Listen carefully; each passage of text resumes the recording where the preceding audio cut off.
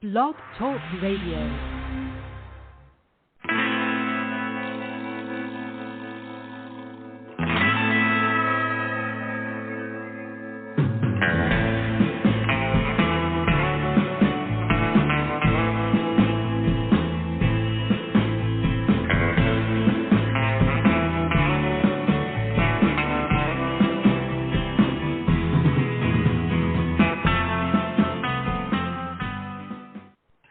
Welcome to the show. This is the Pop Roxx Radio Talk Show. I'm your host, pop art painter Jamie Roxx, and this is the big show. You found it. I sure am glad you did. I'm very, very excited for tonight's episode. I always have such a good time whenever our guest is on. He's been on the show, I don't know, I guess it's 3 or 4 times, maybe 5. He's one of my favorite guests, and he is a phenomenal musician. Without further ado, I'd like to welcome Mr. John 3, Mr. Waco, Texas, one of my favorite people in the wide world of sports. John, how are you? Been doing good, Jamie. Been doing good. Lots going on as usual. Lot going on. Now, I've been seeing the news. First off, I've been worried. I'm friends with a rancher in East Texas, and she does a podcast that I don't know. It just interests me, so I listened to it. We became friends, and she has been going on and on about the drought, price of cattle sales, hay, et cetera, et cetera. Everybody having a real hard time down there. And then this past weekend, I saw on the news flooding, crazy flooding. Are you in any of that path, or is it kind of all missing you there in Waco? Well, the drought definitely has hit a lot of parts of Texas. It's definitely hit us. We went. This happened, I think, around 2011. I could be wrong around the date, but it has happened where we went a few months. Sometimes all of summer and no rain. Oh, man. And yeah, it's been hot and dry. Well, I'll say dry, but no rain until. Yeah, about last week, and it started to come down. But Dallas actually got a lot more rain than we did here in Central Texas, around the Waco area. We got, I would call it an appetizer shower. Now we're just waiting for the main course. I gotcha. I know exactly how that. We normally here in South Florida, it's hot. It's always hot and humid. That's just we live in a jungle. But usually in the afternoon, it rains every day. We get storms blowing off the ocean, and every afternoon, it's just how it is. If you need to mow your lawn, you do it in the morning when it's somewhat cooler, but before the storms come. We've been experiencing the same thing as you guys. It's dry. Instead of mowing the lawn, because the lawn isn't growing, every morning, my vegetable gardens, I'm out there for an hour, sometimes an hour and 20 minutes, just watering everything, trying to keep it going. I'm hoping that will change soon. I never thought I would be excited with rain. Here I am, I need to get out there and do a dance or something. Man. Of course, for us, it's not too uncommon. Yeah, it's not too uncommon. Last year or two, we had some pretty decent rain, but this year, I was talking to some farmers and ranchers. One of them said that, it's so dry that they're not baling hay. No hay. You're not feeding your cattle. And I had a rancher tell me that they've been having, not just him, but others, they've been having to sell cattle, which, of course, that's going to affect the beef prices, at least around here, around South Texas or Central Texas, or even Southwest areas. So yeah, it's definitely affected. That's kind of what I'm hearing from other people at work is, it's definitely affecting people. Well, I hope it changes for the better soon. Now, one of the good things, the racetrack's dry. Model car racetrack.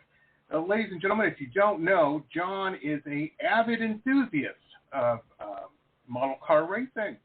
There's a better term than that I'm messing that up. But, you know, the fancy, and they're not like a little model like, oh, I spent $10 on this thing. I mean, they're expensive. They're fancy, but they're miniature cars, and you race them. So the track's been dry. You've been going a lot more? You know, it's interesting because and there's kind of a two-prong approach to this story, and so it was around mid-June. Of course, we were, you know, just kind of getting into this kind of drought. You know, it rained maybe a little bit in April, May, but it was around middle of June, and one of my guitar students, he came out to the track with me, going to run some laps, and it was hot. I mean, it got hot real quick. It was somewhere between 97, 98 degrees. It was dry. It was hot. And I'm not a fan of hot weather. Of course, a lot of Texans are not. I'm the same way. I love hot weather. No. So what I did was that actually I was getting into working on the song we're talking about today, working on my song for my friend Big Bill called Smart Car. And it was around that time I was just about to get into writing and recording Smart Car. In fact, it took a good month just to write the lyrics. The music came together pretty quick, but it was at that point I'm like, all right, one, it's crazy hot. I mean, it's just up until the rain we got last week, it's been nonstop 100-degree weather, 100, 105, 110. It's just been hot. So I kind of put weather. And see, all of this actually worked out really well because at that time I'm like, all right, man, it's really hot out here to go to the track. So what I did was I shifted my focus back over to music, and it actually gave me a chance to write and record, finish up Smart Car. There you go. It also gave me an opportunity. In fact, it's like this floodgate just kind of opened up, and I'm working on other songs now. But then when I went out to the track, I'm like, okay, well, last Sunday I knew that the rain was coming, so I got there about 30 minutes earlier than usual, about 11:30, and I got about 30 minutes of practice in, and it started raining. I'm like, hallelujah, thank you, Lord. So I'm like packing everything up, trying to get everything in the car. I'm throwing everything in the car. Well, as I'm getting into the driver's seat, my foot slips. I go one way, my ankle goes the other way, and I actually twisted my ankle. That's why I'm actually propping my feet up right now. So my first time back to the track after 2 months, and here we go. I've got a twisted ankle. So it may be a couple weeks before I'm able to get back out there again. But yeah, it's really neat how I'm able to shift my focus from, you know, racing to music, from music to racing. You know, it's not just having one thing to do. I've got many things to do. I've been practicing music more and rehearsing and things like that. It's been nice. So that's awesome. That is awesome. We should all be so lucky. No, that's fantastic, man. That is fantastic because, you know, so many creative people have this internal struggle with feast or famine when it comes to creating and embracing their passion, and to be able, you know, to make that pivot. That's fantastic. That is cool. You know, and really, they probably feed off of each other. You know what I mean? You're like, you know, and I'm doing good on this side. Now I can do good over there, and I'm not worrying about music when I'm trying to focus on racing, and vice versa. Very cool, man. Very cool. Well, that's awesome. They really do. It sucks about your ankle. They really do, yeah. Yeah.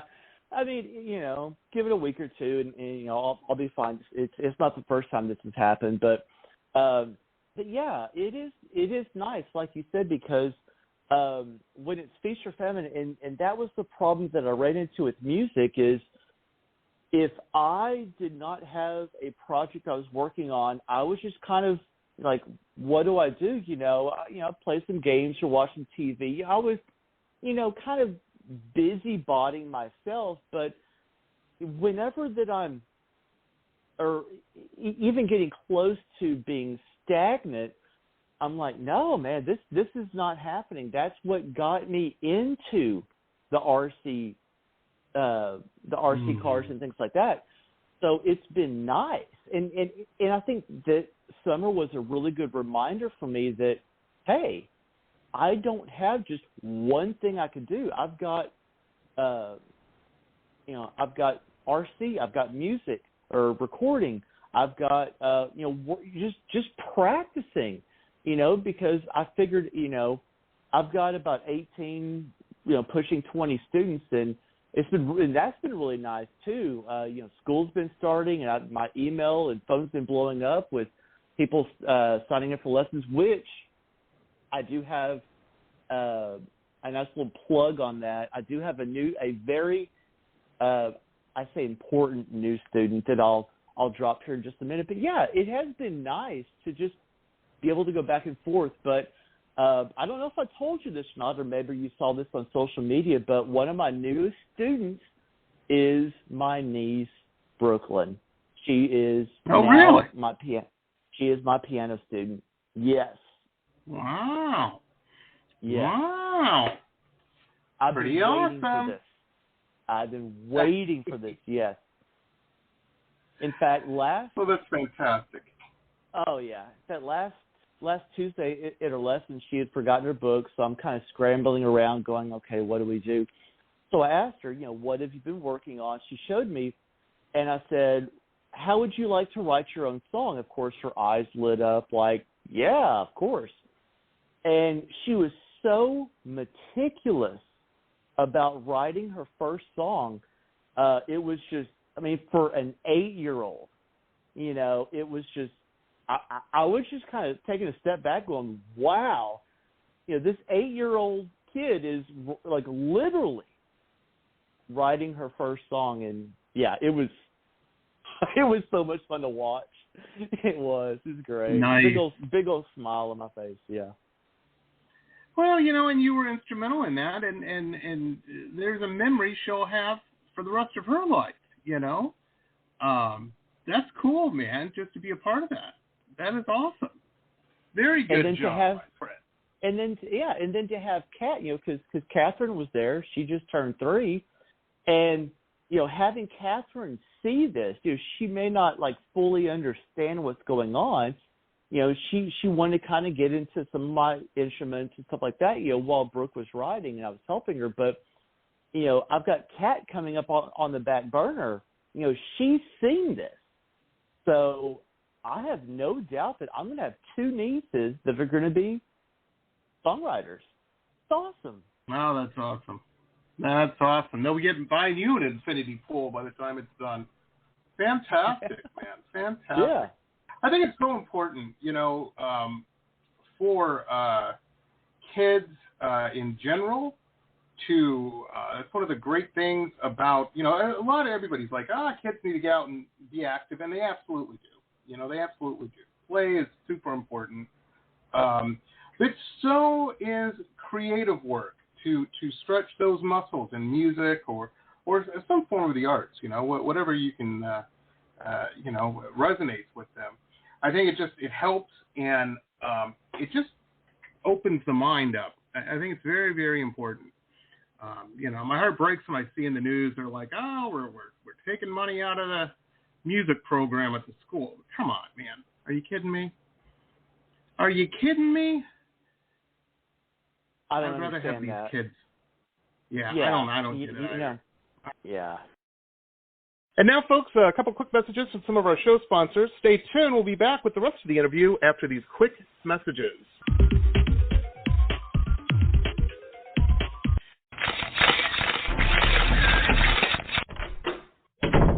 Listen to this cool episode ad-free. If you're a VIP member, you can become one on my website, www.jamieroxx.us. www.jamieroxx.us.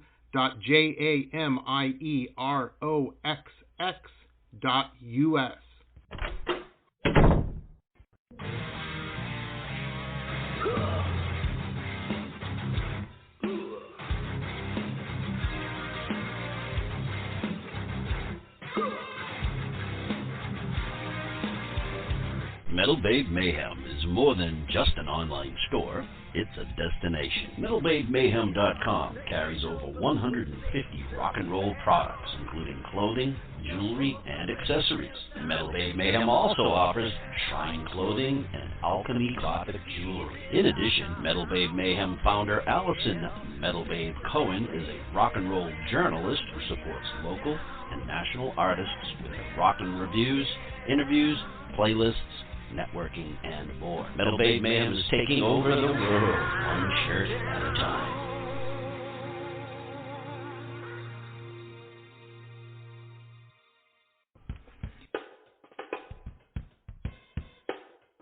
My Love Shack Apothecary online shop has everything you need to build a special gift for yourself or someone who needs a little pampering.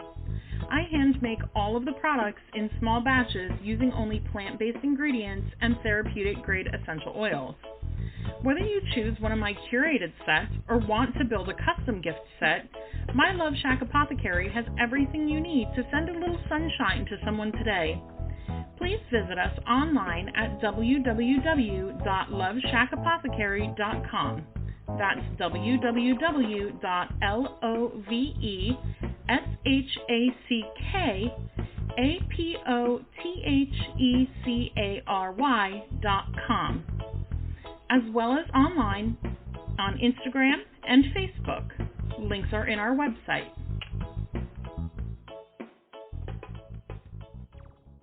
Support for this podcast comes from the University of Texas MD Anderson Cancer Center, ranked one of the top cancer centers in the nation for the last 27 years.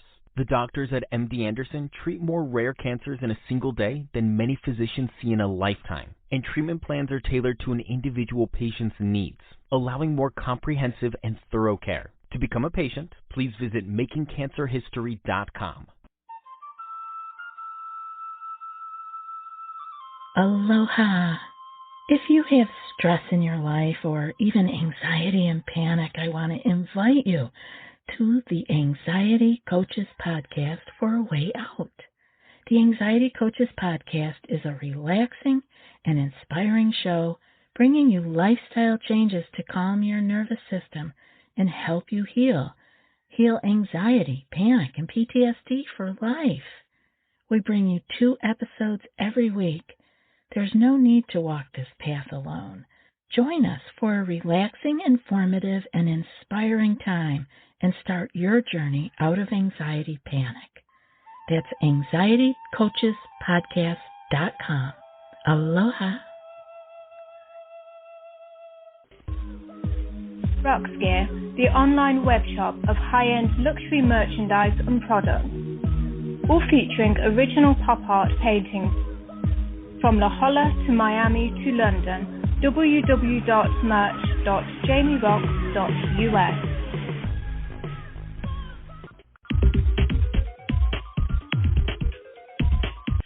Sell some magazines or something, or some candles. That's. It seems when I was in school, that's all we did was sell candles and candy. $5 boxes of chocolate. They were sending us home all the time. I was a lucky one because my father owned a factory, and so he would, when I was selling that stuff, he would just go to work and, my kid's selling this. Anybody who wanted a promotion was buying a lot of candy. Yeah, so I worked out pretty well with that, but but that's cool.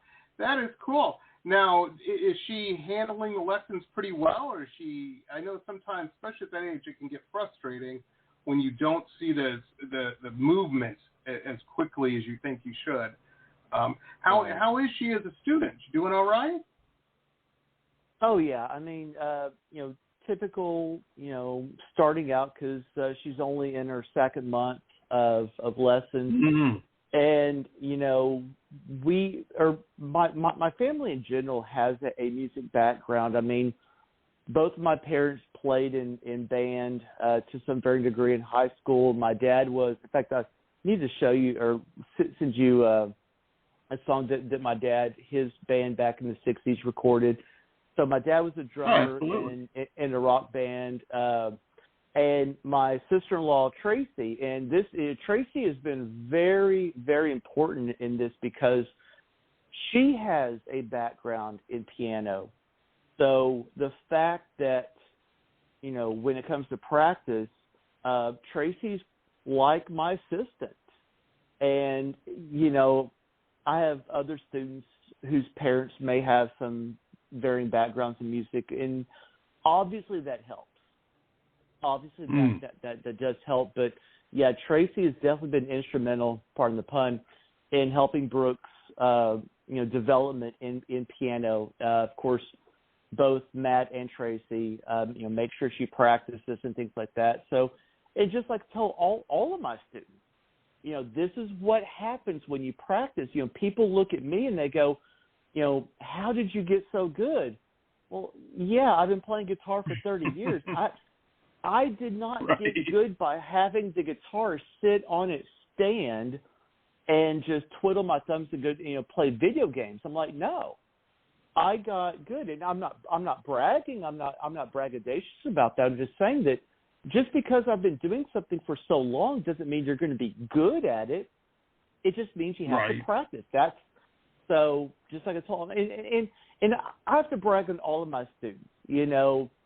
Some weeks are just like wow, and then others, things may come up, and I understand that. And I think this summer has really given me a chance to kind of take a step back and say, if I'm going to hammer my students on practicing and drive that nail home and just say practice, practice, practice, well, I need to really set the example here. So the summer taking off of RC has not only given me a chance to work on songs and record and write, but it's also given me a chance to practice myself and set a good example, because I do want my students to practice, but then again, I need to practice myself. And it's been good all the way around. It really has. That's fantastic. That is awesome. Let me ask you this.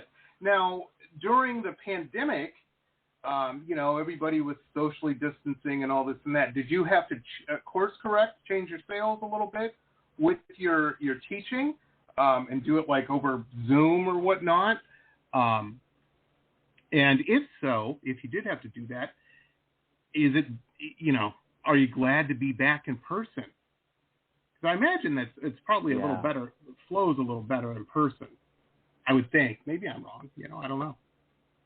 No, you're absolutely right. It does flow better in person. You really can't emphasize things enough when you're when you're doing a video conference like on Zoom or whatnot. So what happened during 2020 when the pandemic hit? I was doing private lessons here at home, and I was also teaching at music and arts at that time. So I was kind of doing split duties. I had over 20 students. I mean, it was crazy. I mean, my schedule was I don't know how I did it, but then all of a sudden, everybody, literally everybody for about 4 months, give or take, everybody moved to online. So I was doing Zoom across the board or FaceTime, whatnot.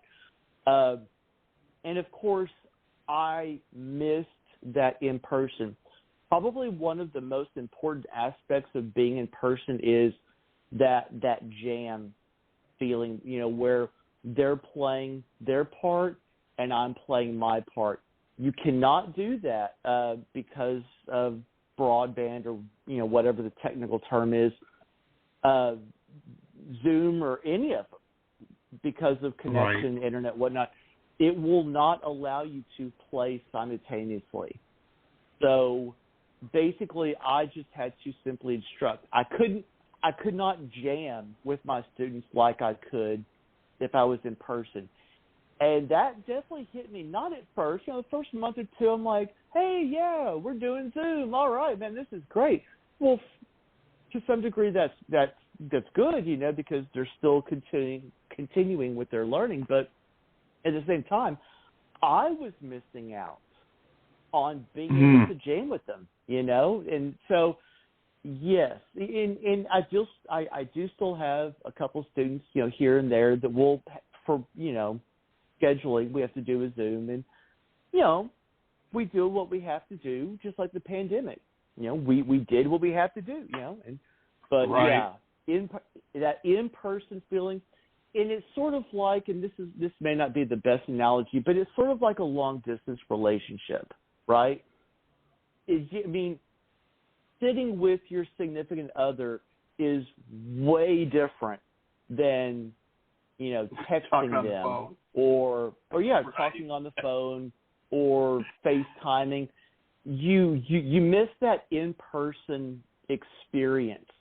And that's something that I really miss with my students during the pandemic for that 4 or 5 months, however long it was. Because I tell you what, like I was ready. And it took about 3 months. It didn't take long. It took about 3 months of doing Zoom or FaceTime where I'm getting a little antsy. I'm like, all right, let's talk about getting back to, in person. And once things seemed like they were kind of settling down to some degree, then people were like, yeah, I got to get out of the house. I got to get out of the house. Oh, it's so true. It is so true. Yeah. Well, and I'm glad to hear that. I'm glad to hear you guys are back, and it's you seem in a really good mood, and not that I've ever hung out with you when you weren't in a good mood, but you seem very upbeat, and I think that's good. That's good. It seems like things are working, Now, we mentioned a couple times you got a new single. We're going to be playing it here in a little bit. But is it released today or tomorrow? I know it's right around here, or is it next week? I can't remember. It's actually next Monday. Comes out on the next 29th. Monday. So next Monday, yes. Nice.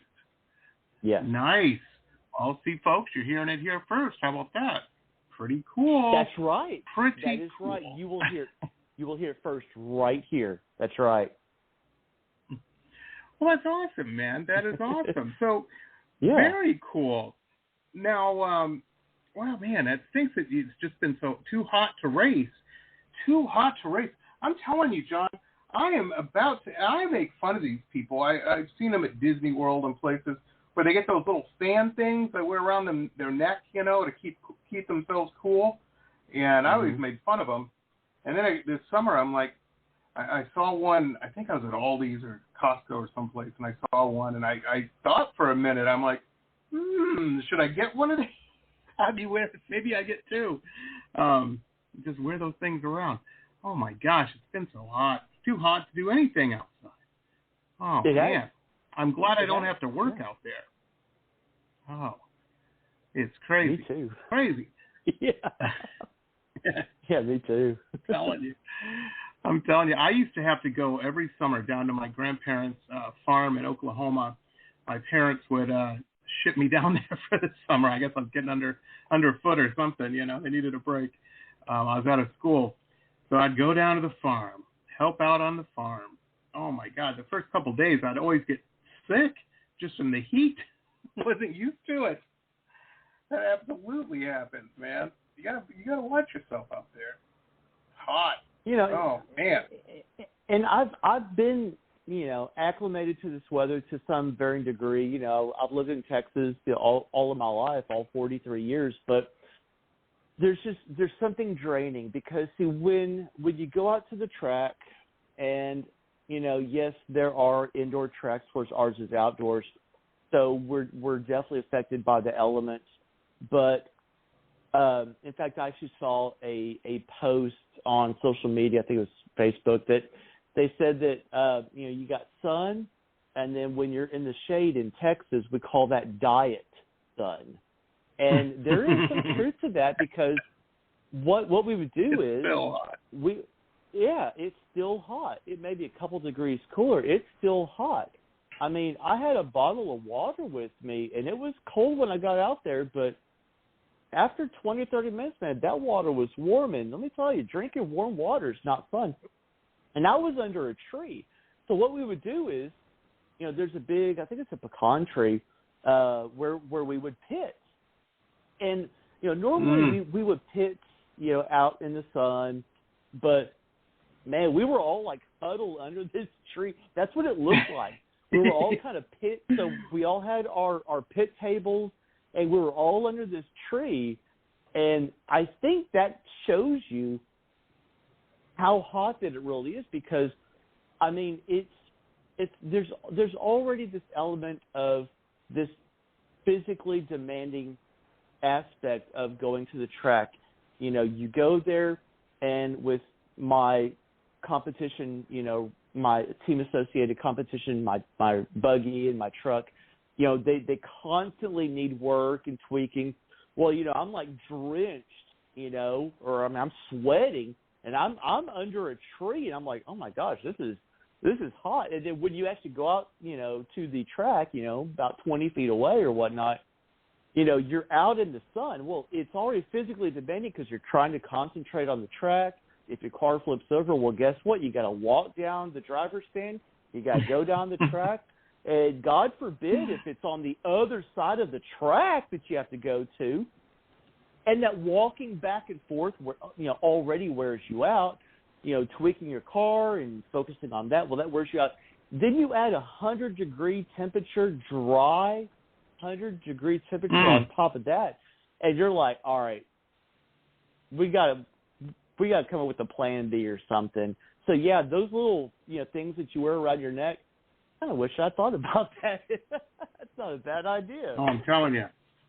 I was thinking about getting one for me and my dog when we go on a walk. Oh, my gosh, it's hot out. Yeah, I hear you. That, and, the weird thing about heat, now I don't get it. Now, I know some people of age and whatnot, and they all love it hot, especially, if they live here. They're like, oh, yeah, we just loved it. I'm like, you guys are crazy. Are you insane? It just saps the energy. I work, an hour outside doing whatever, and I'm done. I'm like, okay, I am, like, wiped out, But it's, I guess same thing happens in places where it's cold. They're like, oh, yeah, we're sick of being out in the cold. I don't know. You get it both, though, because Waco will get, man, I think the last time I was in Waco, it was like, I don't know if it was strange or whatnot, but I remember there was a hell of an ice storm. I think I was there in about January or something, and man, it was cold, windy. Oh, it was bad. It was bad. But that's Texas, That's it is. Texas. It is Texas.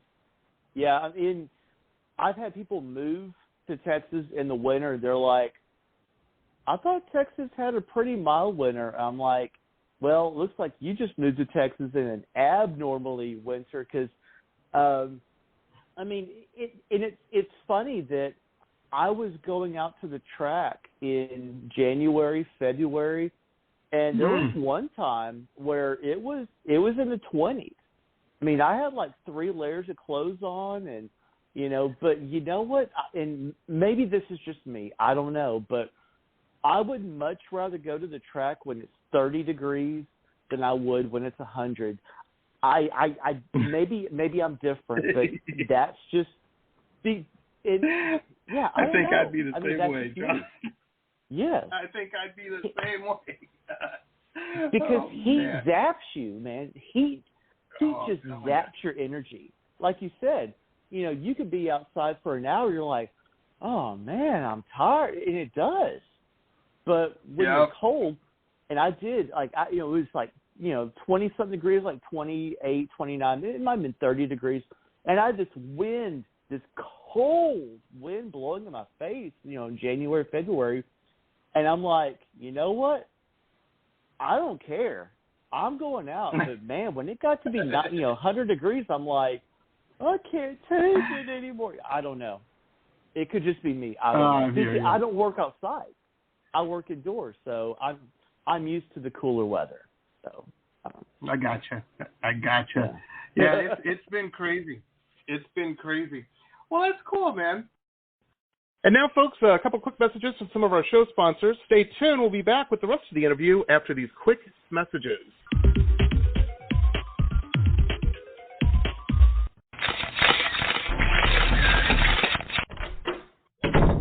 Listen to to this cool episode ad-free.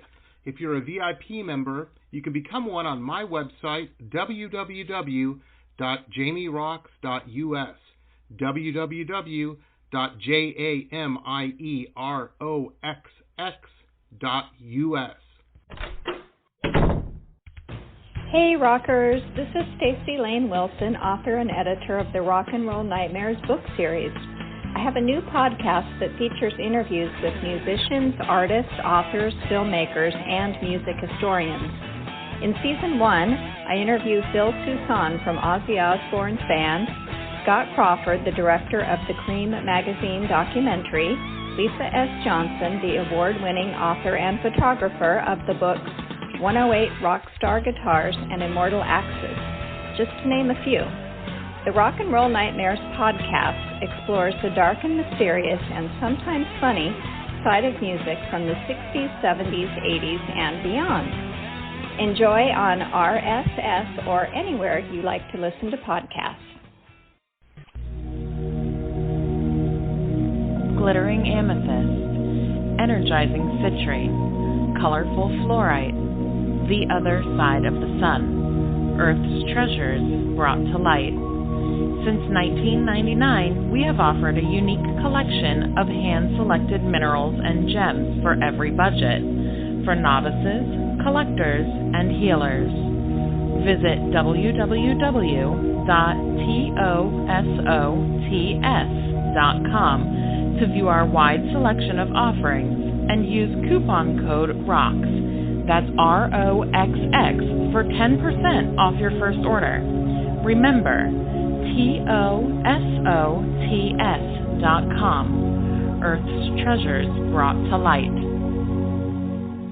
Hi folks, Jamie Roxx here. Hey, if you're a big fan of cool historical books like me, then you're going to want to check out our newest show sponsor, Michelle Albion. Fantastic author. She's got some really interesting, cool books out that you're going to want to check out. I'm a big fan of all of these. The Florida Life of Thomas Edison, the Quotable Edison, Quotable Henry Ford, Quotable Eleanor Roosevelt, and of course the Quotable Amelia Earhart. Michelle's just very keen and very, very cool, and these are just very cool books. So check out her website. There's links to where you can pick these up on Amazon and Barnes & Noble, all over the place. MichelleAlbion.com. MichelleAlbion.com. MichelleAlbion.com. Very, very cool stuff. Check it out, folks.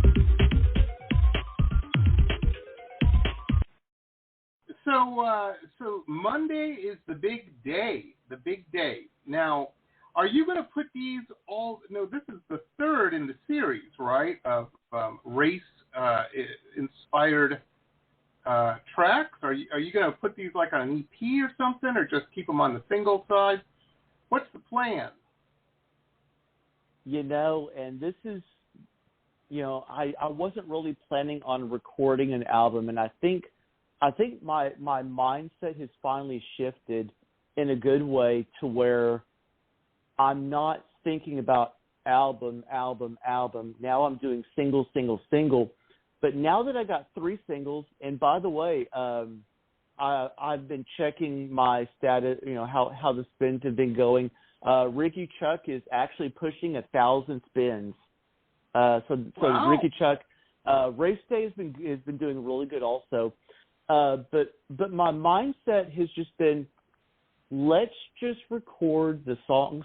Let's just write. Let's enjoy, because when my mindset is in album mode, I feel this necessity to have to, where it now becomes a job.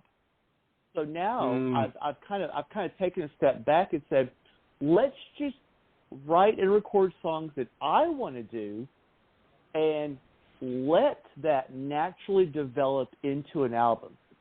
So I do think that this will lead to, I've got 3 songs already, and I've got 1 or 2 more ideas. So, I'm pushing up to an album's length. I'm, half, a third, whatever, of right. having an album. So, but it's just that my mindset's different because it is stressful when you're like, oh, you know, I have to do album number 6. I have to do that.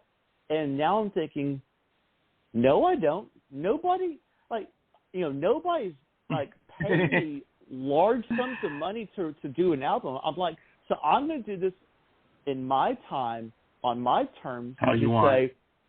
Just say, I'm just going to focus on writing and recording songs, singles, and then let that organically develop into an album whenever it happens.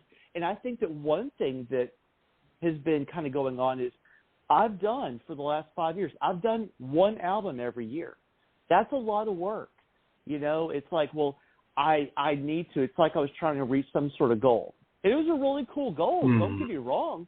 But now I'm like, I don't need to do 6 albums in 6 years. If it takes 2 years to do this album, you know, if it does lead to an album, that's great. But right now, my focus is just write and record just for fun. Let it naturally come about. Right. And I think that's a good way to work. I think that's a great way to work. Because it's easy to fall into that trap where you're, you know, just trying to, you know, I've got to get this out. I've got to get this done. There's certain things you have to do. But, you know, sometimes it's easy to fall into where it's ridiculous, you know, and you're like, oh, man, I got to paint. I want to paint 100 paintings in the next month and a half. You know, no, you're not. Settle down, you know. Get a good rhythm, get a good vibe, you're fine. Whatever makes you happy that doesn't stress you. That's the key. That's the key, you know. Because that's stress. Because you're right. If it's no fun and you're stressed out about it, you burn out real quick. Real quick. And it's hard to get going again. It's hard to get going. I've been there. I speak from experience. and John does too. He knows. Well, that's Absolutely. Cool though. I'm glad you found that balance, you know. So important. And incidentally, not a lot of creative people that work in the creative field ever talk about, ever acknowledge, and it's so important, you know. I've known so many people that get burned out just because they got the oven too hot, you know. They're running that high octane. Tap that down a little bit. And I, you know, that it's the old adage, quality over quantity, you know, really. And that's it really shows in your music, you know. Since, I got to tell you, John, since you've been doing these, now your work's always good, I think. But I've really enjoyed the race car theme stuff. It just, your happiness seems to come through in it. You know what I mean? Not that it was missing before, but it's just something I've noticed, you know, as someone on the outside looking in. And I think that's cool. Yeah. It's inspiring to me.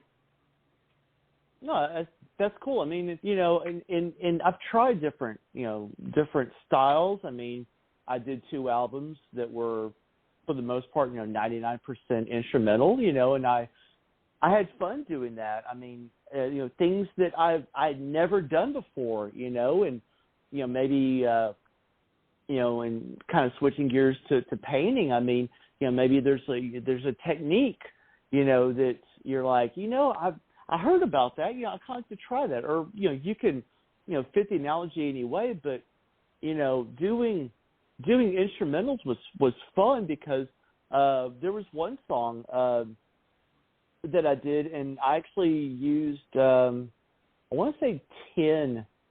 Oh, it was Candle on the Water from album 4, where I had like 10 different guitars. Like, that was my goal, was to see how many different guitars, or rather guitar parts, I could squeeze into a song. And it just sounded really cool. And I'd done that again in album 2 with The Man in Black. Kind of where I used, 4 or 5 different guitars and just try different things. So, you know, it was fun. It was fun experimenting. Doing that experimentation. Right. Yeah, cool. And I think some people, And I think that some people do need to experiment because, if you stick in this, well, this is all I know, so I'm just going to do this. I'm like, well, just like I tell my students. In fact, I had two lessons right before I came on here, and one thing I was telling them is, why stay where you're at? I mean, great, you can play these chords, wonderful, but why not say, well, let's speed up the tempo. Let's push yourself and say, where can you go with this? And I try to encourage all of my students to some varying degree in saying, you need to challenge yourself.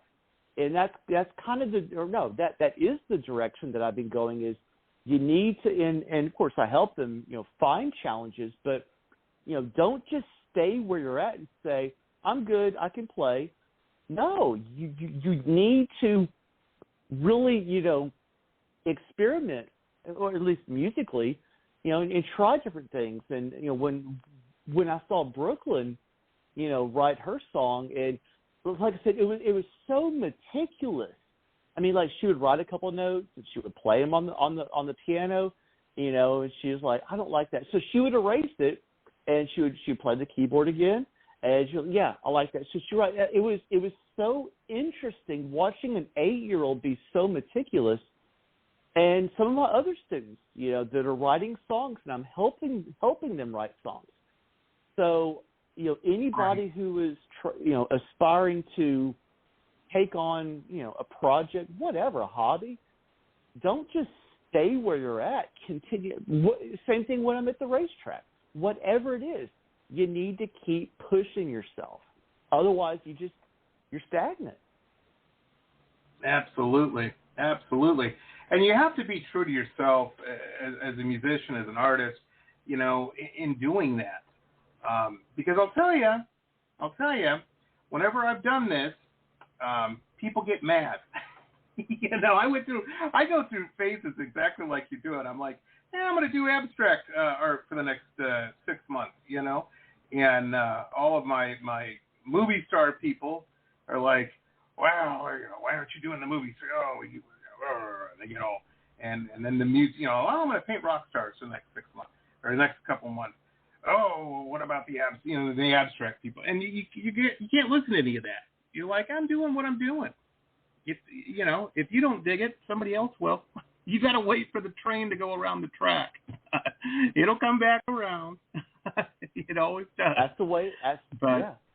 That's the way I look at it. And I think that has given me more of an audience feel and been able to reach more people because, I would say, at least on Pandora Radio, probably one of my top songs. Come to me. This is the problem with writing so many songs is then you start forgetting the names. But one of my instrumentals, that is my top playing songs on Pandora, and that's great. Probably second to that is Texas Snow, my blues song.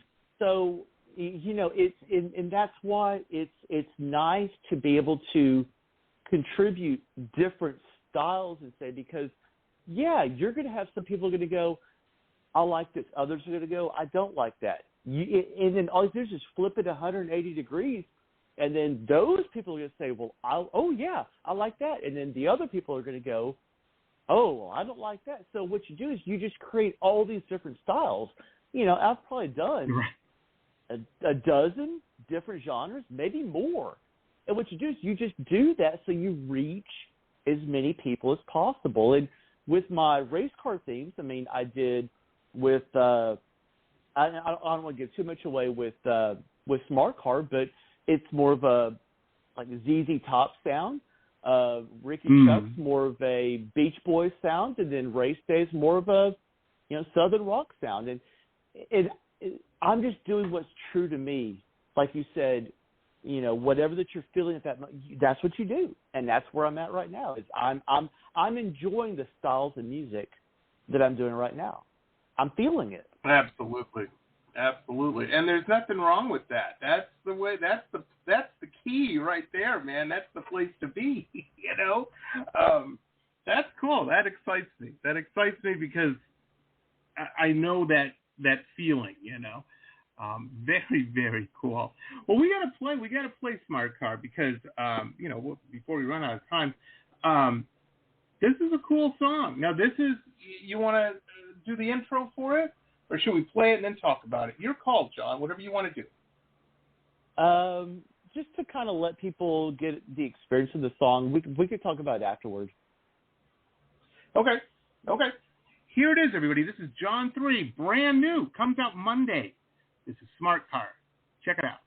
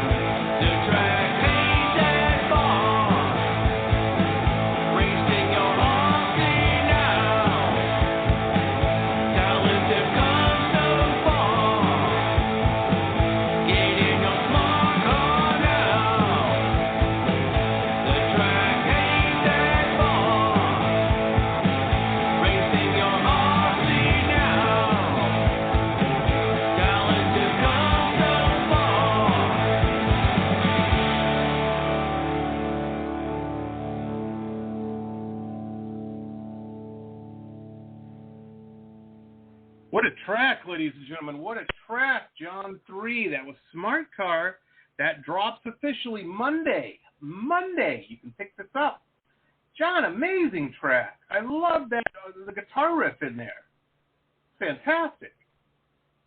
Thank you. It was, I mean, as far as writing and coming up with the idea, like I was telling you just a little while ago, that I actually built the song around the riff and the chorus. I was kind of originally going with like kind of this AC/DC thing. It was funny because one of my students' parents, Kelly, she said, "Gosh, you know, that sounds a lot like ZZ Top," and it reminded her of Smart Dressed Man, little ZZ Top feel. And I have to give a special shout out to a couple of my students because some of my students love recording with me, and any chance that they get, they really enjoy it. So Zachary and Grayson, I asked them if they would like to record on the chorus part. You know, just give that nice big sound, that big feel to it. So and it was funny because they learned it so quickly. I was like, man, see, going back to practice, see, that's what happens when you practice. You pick things up a lot quicker. So, yes, I have two of my students. Yes. So I have two of my guitar students on this single. And I'm so proud of them. I really am. Zachary and Grace. That is cool. Yes. Well, that's amazing. And, the cool thing for them, they're like, oh, yeah. Oh, you're taking guitar lessons? Well, yeah, I am. Not only am I, I'm also on a single. What a cool place to be. What a cool place to be. Oh, man. That changes somebody's life there, I'm telling you. It does. I'm telling you. I remember, I'll never forget, me and my friends, there was a period after high school, all of us were renting rooms. None of us rented an apartment. I had an apartment for a while, and then it was cheaper to rent a room from this. I rented a room from this old lady, and she was cool. The bad part is we couldn't hang out together. So we all wanted to hang out, me and all my friends. So we would hang out at the local Denny's, and we'd sit in that Denny's for hours. Matter of fact, they would take phone messages for us. It's how sad. This was a long time ago before everybody had phones, smartphones, I mean. But, yeah, we hung out at this Denny's a lot. And I remember one day I was sitting there working on a sketch, a drawing, and this guy, stranger, came up, paid me $100 for it. My first official sale ruined me. Because then I'm like, oh, I can make a living doing this? Let's get to work. Let's go to school. Oh, man. And, being on a single for these students of yours, like I said, it can inspire your life. Wouldn't surprise me if that happened. Wouldn't surprise me at all. Oh man, no. That's cool. Of course, I have no doubt that by the time Brooke is a teenager, she'll be wanting to record with me. But it's really cool to have my students. It's not like I asked. Yes, I asked them, but I only asked them because we've recorded before. They recorded. Grayson, one of my guitar students, he wanted to do Take Me Home Country Roads, which is on my last album. So, and then Zachary, he's just been, nipping at the heels, just ready to, record. And he did some parts for me on my last album as well. So it's really cool to see my students just be inspired.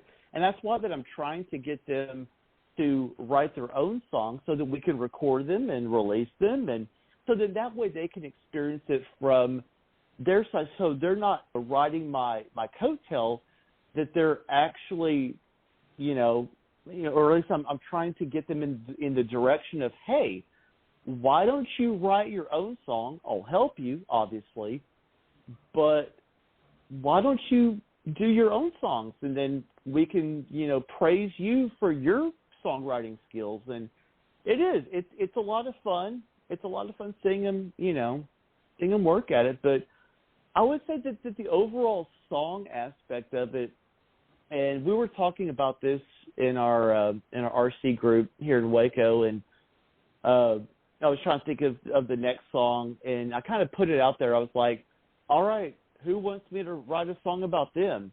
And everybody was like, you need to write a song about Big Bill. I was like, okay, that's cool. He's a sponsored driver. I'm like, sure. So I just kind of, I keep up with the racing scene kind of across the country and things like that, on social media. But so the song, I would say, is kind of a typical, to some direction, if you take the smart car out of it, but, experiencing going to a race and you see the bright lights, the podium, and you're striving to, win that trophy. That can fit anybody's prerogative, but then, of course, Big Bill, when you see the cover art, and the funny thing is about the cover art, and being in Waco, surrounded by rednecks, I'm not saying that in a derogatory sense. I'm kind of a redneck myself, but the album cover just screams redneck, where where Billy parked a smart car on the track, and one of my other friends literally is jumping his RC car over the smart car. So when people see the album cover, they're like, is that an RC car going over the smart car? It is. And that really is what ties all of this song together. Is it's not just about this smart car, but it's the smart car is taking you somewhere. Right. Very cool. See? Yeah. I love it. And I love how you pay attention to all the aspects, not just the song, but the cover art as well, you know? That's cool. That is cool. I like it. Oh, that's awesome. That is awesome. Well, and I mean, if you look back at the covers, now, of course, this is before my time, maybe before yours. I mean, if you look at the cover art and from the 60s, maybe even going into the 70s, where, in fact, I heard that one of the famous cover arts is the Doors, Morrison Hotel. You know, they were traveling. I heard the story. I may have this wrong, but they were traveling along. And all of a sudden, Jim Morrison points out and says, "Hey, look, there's Morrison Hotel." And what does that become? The cover art for the Doors' next album.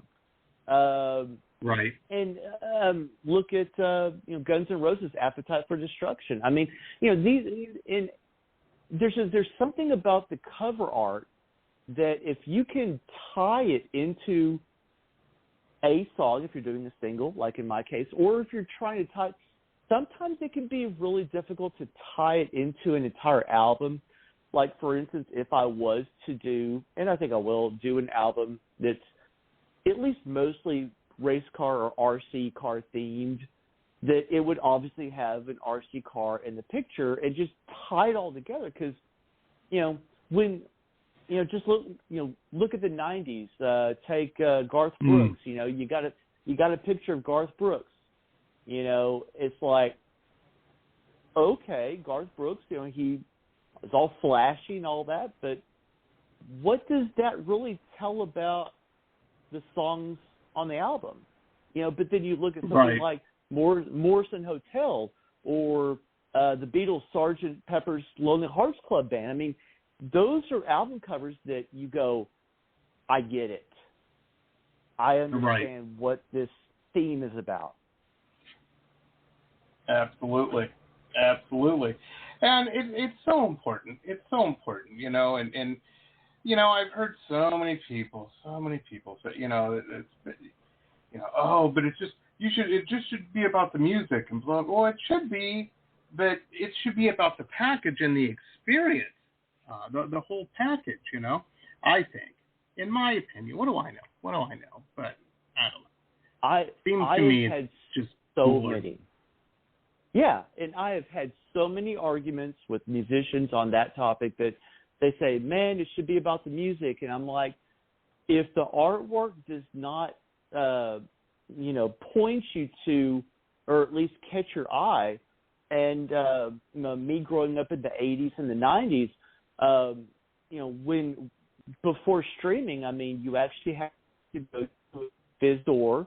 You had to buy a cassette or a CD, or you go farther back than that, you had to buy a vinyl record.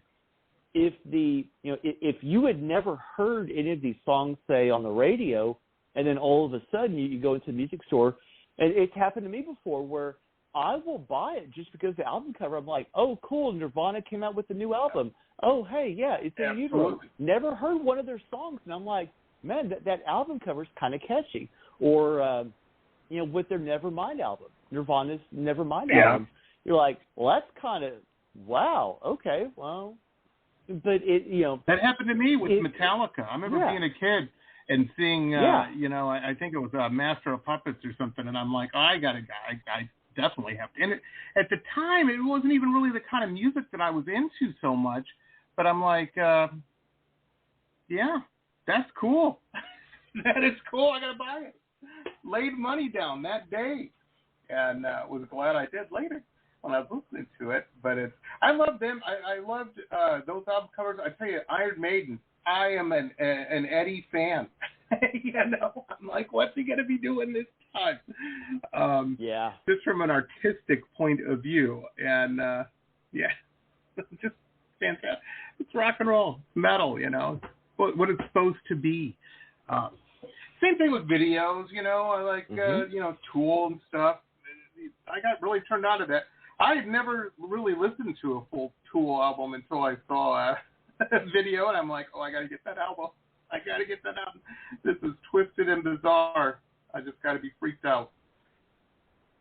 Well, because, sure, if, going back to more our generation, the pre-streaming aspect where if you did not hear a song on the radio, if you did not see a music video, and I'm sure that you remember on MTV, what was it, Headbangers Ball? Remember that? Oh yeah. And they play more like the heavier, like the heavier stuff. Yeah.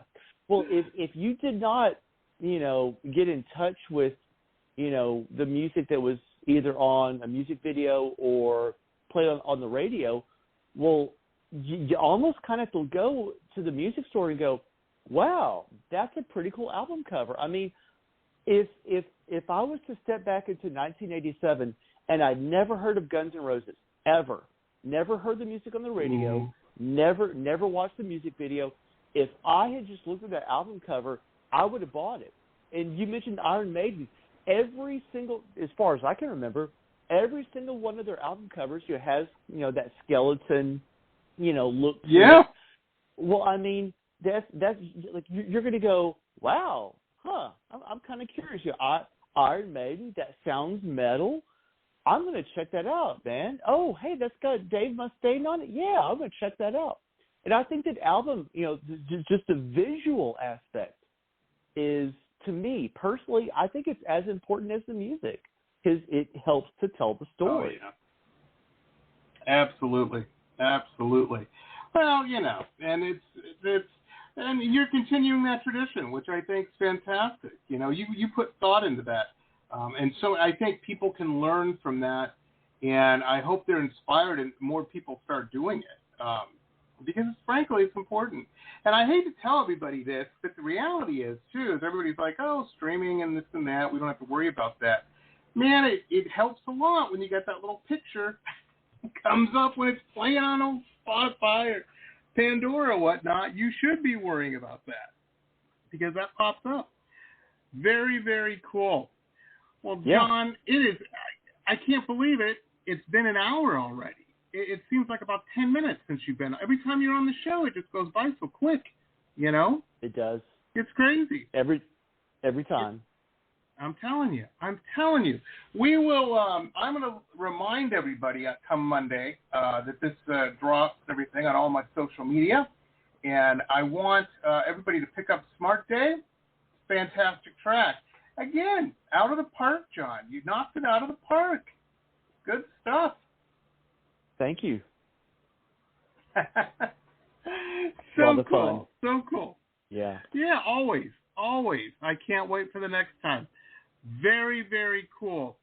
Well, folks, that's going to wrap it up for us tonight. We've, I had fun on tonight's show. A lot of fun. Very, very, always a good time when John 3 is on. Just so cool. But that's going to wrap it up tonight. We will be back on Monday. And, a lot going on this weekend. It's going to be hot here. So I'm going to be doing a lot of stuff indoors.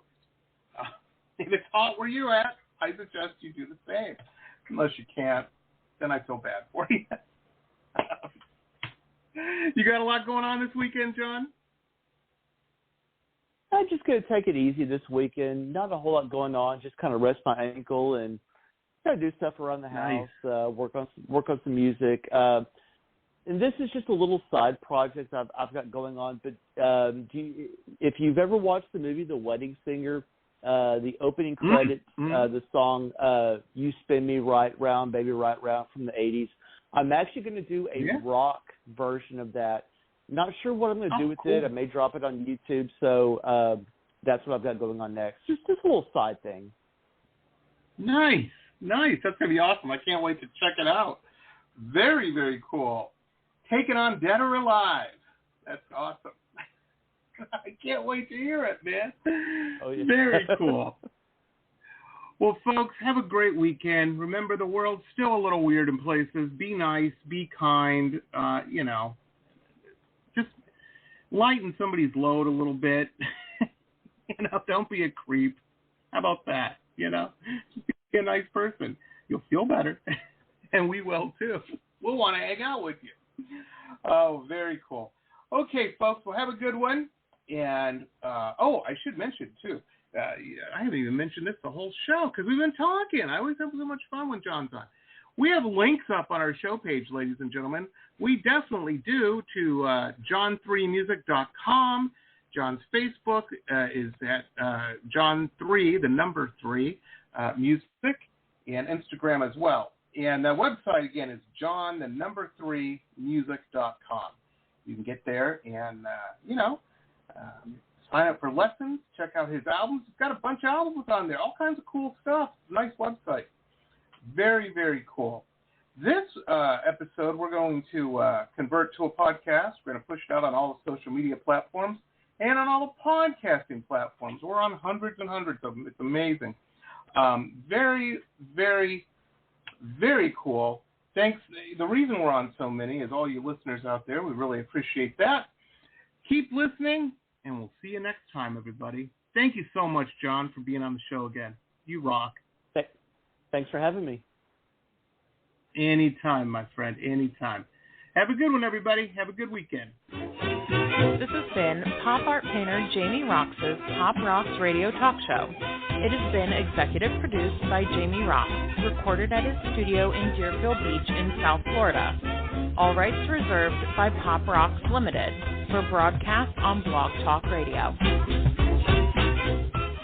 Tana Oli, PopRoxx Radio. Estás escuchando Jamie Roxx de PopRoxx Radio. Manténganse al tanto. Hej, det här är Hicks från Sverige och ni lyssnar till PopRoxx Radio med Jamie Roxx. Blog Talk Radio.